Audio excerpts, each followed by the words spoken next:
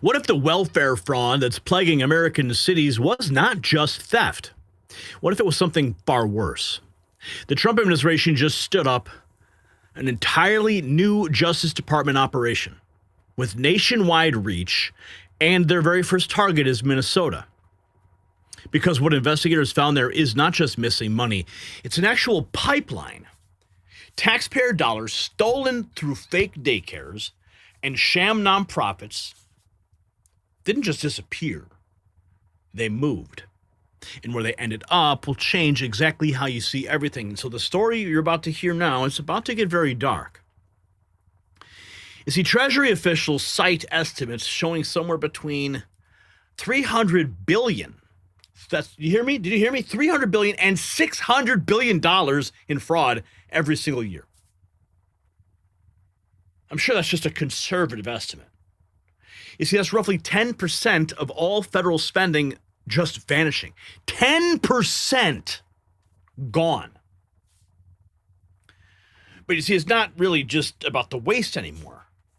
Congressional testimony is now alleging that a portion of that stolen money, a portion of that $600 billion flowed overseas, directly into the hands of Al-Shabaab, an Al-Qaeda affiliate, operating where?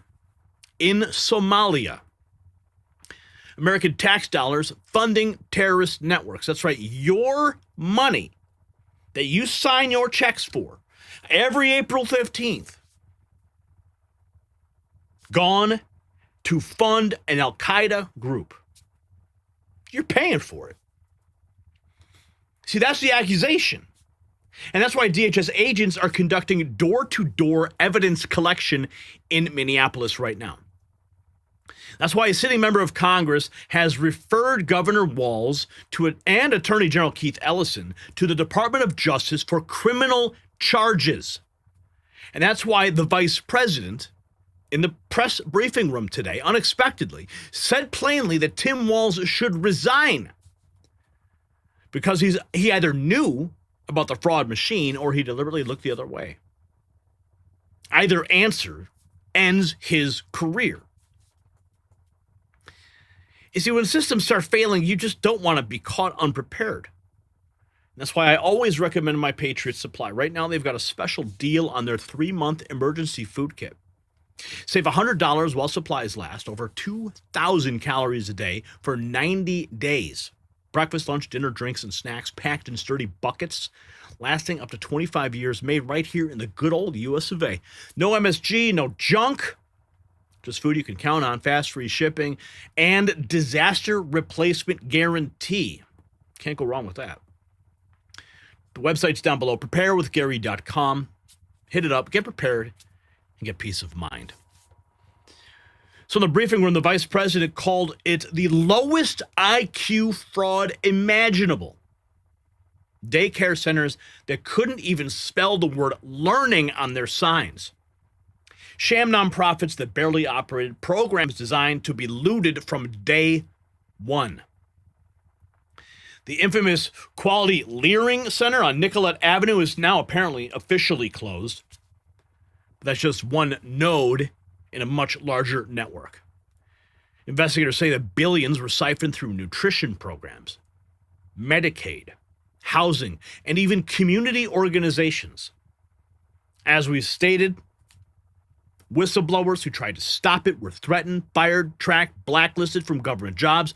One source said that the retaliation was worse than anyone imagined. And now the same childcare fraud model is being proposed in New York City. The pattern is spreading. And as we reported just yesterday, the citizen journalists are fanning out and finding it wherever it may be, from coast to coast, following the lead of Nick Shirley. This is how it must be done. Let's go to the vice president in the press briefing room today. Our cameras were there. Miles on the scene, capturing the footage. Here's the rapid response angle. If you want to see our angle, go to the YouTube channel. We've got it there. Published it earlier. You can watch it rare, raw, uncut, unedited, with specific instructions I give our camera operator to capture the details that no one else captures. That's the Gary Franchi angle. We'll get it only at the Next News Network. The other way. I think Tim Walz should resign because it's very clear either that he knew about the fraud in Minneapolis, he knew about the welfare fraud, or at the very least he looked the other way. I mean, this is not this is not like Lex Luthor, right? This is not movie villain fraud. This is the lowest IQ possible fraud. This is, we're going to take we're going to take the absence of kids and set up a daycare center where there are no children, and we're going to call our early childhood education center the Quality Leering Center. By the way, if you can't spell learning, maybe you shouldn't be in early childhood education. But people got rich off of this. We know that there were schools who either had no enrollment or at least they overstated their enrollment. Tim Walz, either it was unbelievable incompetence or he was in on the fraud. That's one of the things we're going to get to the bottom of. I think Tim Walz should resign. I think he was in on the fraud. I think he should resign and be arrested. The Department of Homeland Security, the press secretary, in the same briefing today, has this announcement about what they're going to do. The Department of Homeland Security will continue to operate on the ground in Minnesota, not only to remove criminal illegal aliens, but also to continue conducting door-to-door investigations of the rampant fraud that has taken place in the state under the failed and corrupt leadership of Democrat Governor Tim Walz. Taxpayers have been ripped off to the tune of billions of dollars in this one state alone, and that is going to end, and people are going to be held accountable. The Trump administration has activated thousands of federal agents, doubled the number of U.S. attorneys in the DOJ office in Minneapolis, and surged resources to hold fraudsters accountable and demand justice for law-abiding American taxpayers and citizens across our country. The Department of DHS is not stopping. They will continue to operate. And here is the big announcement. The new Assistant Attorney General position. To get in daycare. If you're a young parent struggling to afford childcare in the United States of America, there are programs that we have to make it easier for your kids to get in daycare, for your kids to get in preschool. Those programs should go to American citizens, not be defrauded by Somali immigrants and others. Make it hard for you to get the access to the resources you need. But number two, making it easier for people who shouldn't even be in this country to fleece the United States and our taxpayers to begin with. We have actually activated a major interagency task force to make it possible to get to the heart of this fraud. We have Department of Agriculture resources that are focused on SNAP fraud so that people who need food benefits can get them, but illegal aliens and other fraudsters don't.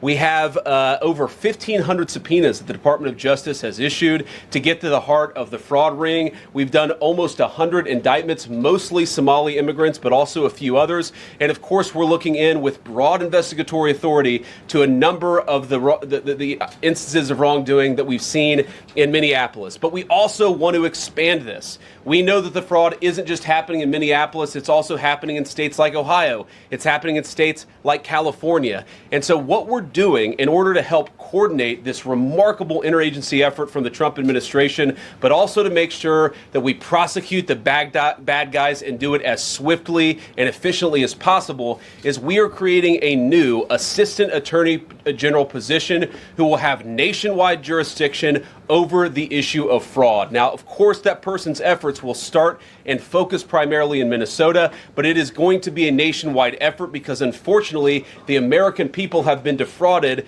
in a very nationwide way. If you're a young parent struggling to afford childcare in the United States of America... Do you understand the stakes here? Nationwide jurisdiction. Oh, but we're going to first peel back the curtain over there in Minneapolis, Minnesota. And then we're going to go after everybody else. I just want to see the special prosecutor appointed. Let's just cut to the end. Can we please? Insurrection Act, let's just get it over with. Right? Do we have to wait? A crime is in progress. Isn't that how this thing works? Right? Crime in progress, arrest the bad guy, throw him in the clink. That's what would happen, right? If you were committing a crime, if you were robbing a bank and they caught you, right? Well, we caught him. Crime in progress. Does everybody have to call 911 at the same time? Report a crime? How do we get this thing accelerated? I don't know. But at least we have a starting point. Here's Tim Walz. Here's the VP on Tim Walz. He says he's a joke. Yes, he is. Because his... I wanted to read a quote from Tim Walz earlier today. He said, when things looked bleak, it was Minnesota's first that held the line for the nation on July 3rd, 1863, and I think we may be in that moment now. Can you comment on his rhetoric and Mayor Jacob Frey and whether they want to see unrest in Minneapolis? Well, that's very tough rhetoric from a guy who just quit because his fraudulent activities have been uncovered. Look, Tim Walz is a joke. His entire administration has been a joke. The idea that he's some sort of freedom fighter, he's not. He's a guy who has enabled fraud and maybe, in fact, has participated in fraud. That's what this new Assistant Attorney General position is going to find out. I don't care what Tim Walz says. I care about getting to the bottom of this fraud for the American people, and I care about enforcing the nation's immigration laws. That's what we're going to stay focused on. I wanted to read a quote from Tim Walz earlier today. He said, when things looked bleak, it was... Oh, Tim Walz says that Minnesota is at war with the government. Well, I said this yesterday. We've never been at war with our federal government. I think in this case that the National Guard is their main mission. They have a dual mission. Well, I said this. We've never been at war. You're about to find out, buddy. Here is the Treasury Secretary, Scott Bessent. Probably your new Fed chair next year, or this year, excuse me, in a few months. When that too late son of a bitch is out. Here he is talking about how they're going to track down the fraud. Hybrid IRS called criminal investigations. And these men and women, they are cool cats. They can take apart a balance sheet and they can knock down a door and arrest someone. Like they go out on patrols, they can make arrests. It's this very interesting hybrid force, about 2,500 of them, and they led the charge here. So it was IRS CIs who uncovered the initial fraud and the prosecutions. So it's with that group, with other groups at IRS, and with the powers of the Treasury to track where the money came from, where it's going. We saw this very unsettling news yesterday that many people involved here with the administration of these programs have tried to go back and recreate documents, change documents, and we're not going to have that. We are going to hold people accountable. We're going to press this to the full extent possible. And like I said, I think that this may just be, it's a cold day outside, so this could be the tip of the iceberg here in Minnesota, but it's probably may not be as prevalent, but the dollars may be bigger and larger in other states. And just to put this in perspective for American taxpayers, for American families, the GAO, the General Accounting Office, believes that there is somewhere between $300 and $600 billion of annual fraud, roughly 10% of government spending that disappears due to fraud. If we can recapture that, that is 1% to 2% of GDP. The IRS called criminal investigation.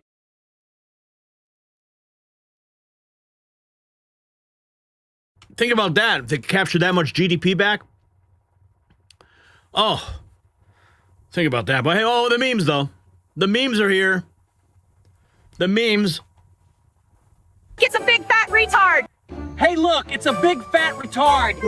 I'm not retarded, you assholes. Hey, look, it's a big fat retard. Retard! I'm not retarded, you assholes. Look, it's a retard. I'm not retarded, asshole. How does it feel to be a big fat retard? I'm not retarded. It's a I'm big not fat retarded. retard. I'm not retarded, you assholes. I'm not retarded. Retard. I'm not retarded, you assholes. Hey, look, it's a big fat retard. I like this one. If we can attack Venezuela and capture Maduro overnight, why can't we arrest Tim Walz next? Yeah, this is the scene we all want to see, right? Tim Walz, when confronted about Somali fraud, this is what he had to say. Buckle up. And victimizing the... Look, it's not law-abiding citizens. If that were the case, there's a lot of white men should be holding a lot of white men accountable for the crimes that they have committed. Did you catch that? Look, it's not law-abiding citizens. If that were the case, there's a lot of white men should be holding a lot of white men accountable for the crimes that they have committed. I think for the community to maybe educate their population, because I think what you're seeing here is there's secondary victims in this, that there's providers inside the community that are then victimizing the community themselves by signing them up, because when we're going to some of these people, they're like, I had no idea I was in this program. So I think it's... Yeah, but what about those that did? The ones that were getting those checks? The ones who were walking in, signing up their kids, and walking out with a big fat envelope of cash. It's asking us then, for every crime, which of course the majority being committed by white men, asking us to do more about that. I think it's crime. Oh, yes, yeah. There's really nothing I can say to this. Let's go to Elon Musk. He says, the United States is only 4% of the world population. If massive continued funding for illegals continues, it will keep causing a massive influx of people from the rest of Earth and will quickly bankrupt America. Conservative Caucus National Field Director Chad Catton, should Somali migrants convicted of committing fraud be stripped of their citizenship? I'll answer that one easy enough. $5,000 worth of... Are you at the one in the video that looked like a dump hole, or is this another one that's under investigation? No, we actually have been to 4 more since the one that we saw earlier today, where they've already received $155,000 worth of government money into an empty building and a dilapidated building. We're standing in front of another one called Beyond Babies Childcare, and I'm not saying that this is fraudulent. The reason we're here is just that we're talking about these childcare places, and they are in fact everywhere. There's really good ones, and there's some that obviously need to be looked into. And you saw her. Yeah, One America News, you guys got to work on the audio. I don't know why you upload a clip like that. I mean, the point was made, but check your audio sources, buddy. Jeff Harris TV speaks with Andy No on the rising attacks on independent journalists exposing fraud, following death threats reported by Minnesota reporter Nick Shirley. The threats surely. Andy is widely known for his coverage of Antifa, drawing national attention in 2019 and 2021 after being beaten by Antifa protesters in Portland, Oregon, leading to a brain injury. He tells us the threats Shirley is facing usually get made not only when your work gets a lot of attention, but also when it's effective. It's hitting on the nerves of people who don't want the story to be out there. Senior editor for the Post Millennial, Andy No has experienced threats and violence multiple times covering Antifa in Portland, Oregon. This video from 2019, No being severely beaten and later hospitalized by masked Antifa protesters. Then 2 years later, he was recognized while covering a rally on the anniversary of George Floyd, chased through the street and again beaten. One may be subjected to actual violence when one's work goes viral and gets a lot of attention. In October of 2025, No was among the few independent journalists invited to the White House for an Antifa roundtable.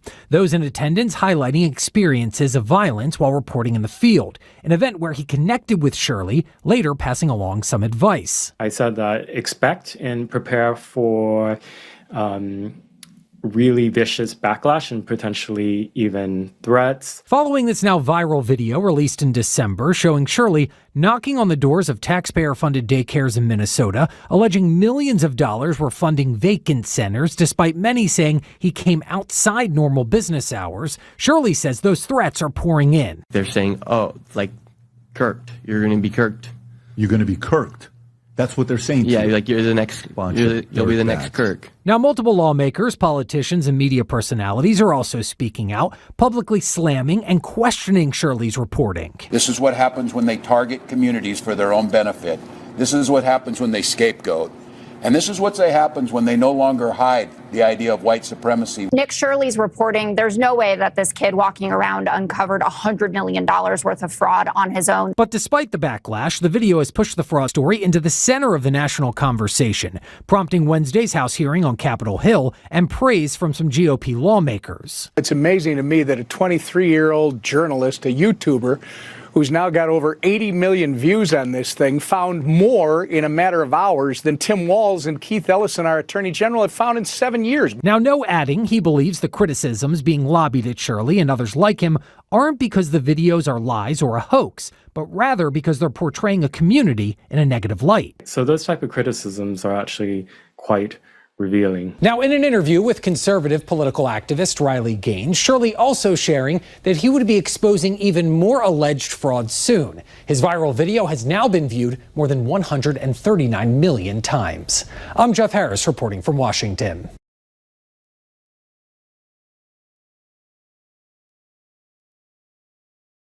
$130 million views. That's all it takes. And you can change the world with your camera. Representative Comer nailing Tim Walz. We're about to hear a moment as this fraud is investigated. You've got this ICE shooting that happened yesterday, and there is a lot going on. Weigh in on all of it in this critical moment. We're about to hear from the vice president as well. Well, Tim Walz was having a terrible day from our hearing. The witnesses were stating what the rumors had been.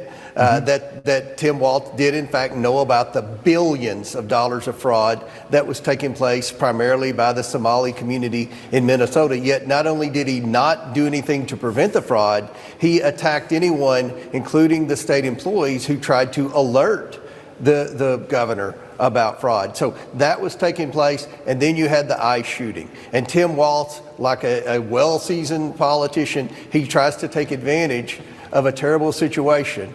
And he essentially has declared war on ICE to pivot away the national attention from his reckless administration of taxpayer funds in Minnesota to this new catastrophe in Minnesota. And I think he's encouraging rioters to come, and I think he's got the media focused on that bright, shiny object instead of what I think Fox has done a good job focusing on, and other conservative networks, that there's massive amounts of fraud taking place under Tim Walz's watch. Yeah, I'm not sure that he encouraged rioters to come out, but yesterday he certainly did encourage protesters to come out, saying it was their patriotic duty. Right. Yeah, and then what happens? It turns into a riot, right? I want to find the point we need to make here with respect to the terror funding. Let's see. Tim Walz knew about it. This is Byron Donalds, just 24 hours ago. Tim Walz, the Walz administration knew about the fraud and went after whistleblowers to protect it. They've been referred to the DOJ for criminal charges. This is the point I want to make about the terror funding.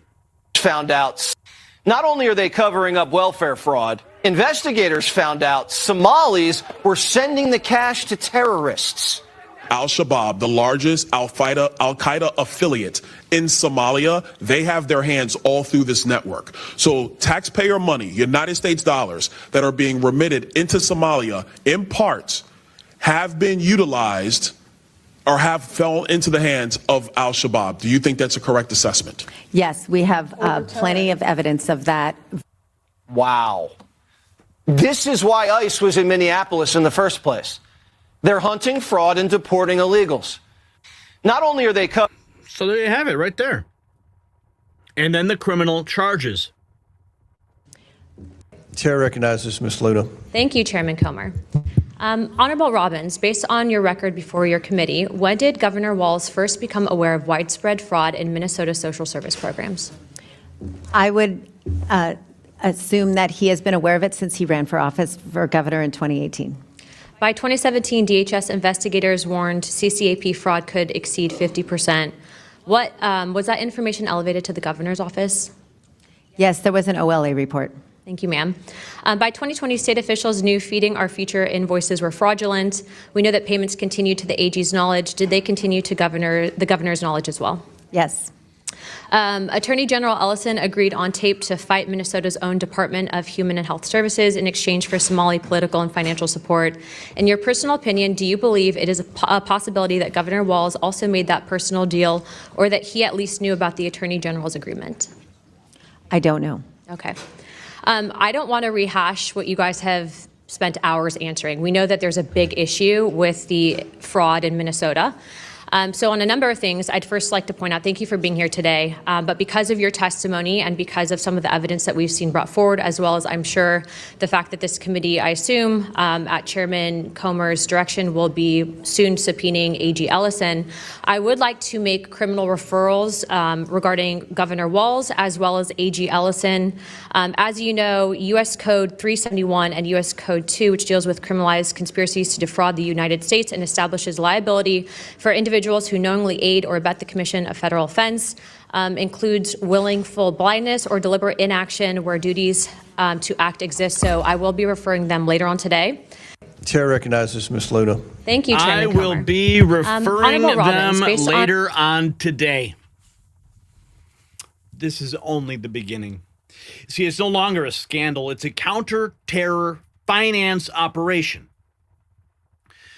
The Trump administration just created a new assistant attorney general position with nationwide jurisdiction over the fraud, starting in Minnesota, then expanding everywhere else. The vice president announcing it publicly. There's a nationwide fraud ring rooted in illegal aliens and others exploiting the welfare system. Everyone's involved. They're all going to be punished and prosecuted. No jurisdictional fog, no local protection, no media shield. The fraud department is live. The terror money trail is being cut. And Minnesota was just the first door they kicked in. You see, for years, Americans have watched billions disappear into programs that never seem to help anyone. Now we know where some of that money went. Not to children, not to families, but allegedly to terror networks operating overseas. Al-Shabaab, an Al-Qaeda affiliate, funded by American taxpayers through fake daycares in Minneapolis. Governor Tim Walz was warned. Whistleblowers tried to sound the alarm. Instead of stopping the fraud, his administration allegedly threatened the people who exposed it. That's not incompetence, that's complicity. Representative Anna Paulina Luna has referred Walz and Keith Ellison to the DOJ for criminal charges. The vice president has declared that Walz should resign. The Federal Fraud Command is now operational. So should Tim Walz face criminal prosecution for enabling welfare fraud that funded the terrorists? Yes or no? Drop your answer in the comments and support independent journalism by checking out our merch shop linked in the description. The system controls information. Information control is power. I want you to see this. The truth only survives together. They don't want this shared. Share this now.